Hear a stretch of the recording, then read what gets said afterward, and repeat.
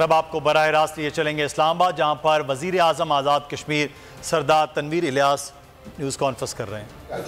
हाथों की जंजीर नहीं बनाएगा, लेकिन मुस्लिम उम्मा की भी जिम्मेदारी है और हम उनसे भी ये गुजारिश करते हैं कि वो भी बाहर निकले। 60 निकलते हैं, 50 निकलते हैं, 40 ममालिक बाहर आते हैं, लेकिन ऑनर होगा।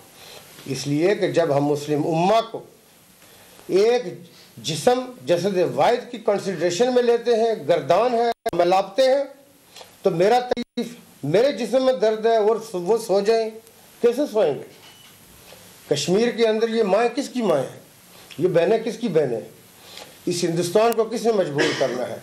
मैं और आप उसके साथ कारोबार करें, लेकिन कश्मीरी सिर्फ कलमा पढ़ के ये जंग लड़ते रहे, ये नामुमकिन है, ये हो नहीं सकता। पाकिस्तान सारी दुनिया की जंग लड़ता है, दुनिया को भी मुस्लिम उम्मा की हम बात करते हैं, खुसूसी तौर पे पाकिस्तान के साथ खड़ा होगा, लेकिन दुनिया में दूसरी अक़वाम भी जो दूसरे अदियान के ऊपर यकीन रखती होंगी। वज़ीर आज़म आज़ाद कश्मीर सरदार तनवीर इलियास इस वक्त इस्लामाबाद में न्यूज़ कॉन्फ्रेंस कर रहे हैं। अगर ये वीडियो आपको पसंद आई है तो हमारे चैनल को सब्सक्राइब कीजिए और बेल आइकॉन को क्लिक कीजिए। उफ, क्या जुल्म है! बोल एक दफा फिर साजिशी अनासिर के निशाने पर। चीफ जस्टिस सुप्रीम कोर्ट का नाम लेकर को चेयरमैन बोल शुएब शेख को फ्री ट्रायल का मौका नहीं दिया जा रहा। तफ्तीशी ऑफिसर जो मुद्दई भी है अपना बयान रिकॉर्ड करवा चुका है कि कभी कोई जुर्म हुआ ही नहीं।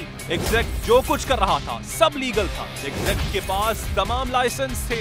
इस पर सितम जरीफी ये कि बरियत करने के बजाय केस दिनों नहीं घंटों के हिसाब से चलाया जा रहा है। फ्री ट्रायल की धज्जियां उड़ा दी गई।